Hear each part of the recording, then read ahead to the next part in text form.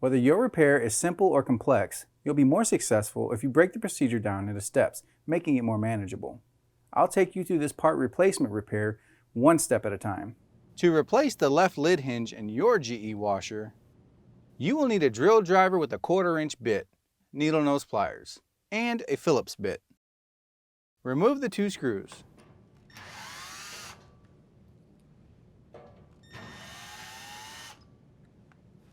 Roll the hinge in a 90-degree motion to remove.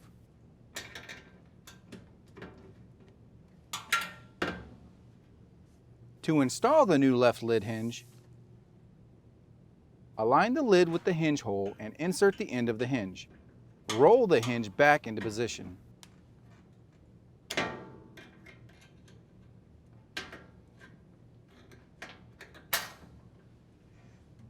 Rethread the 2 screws.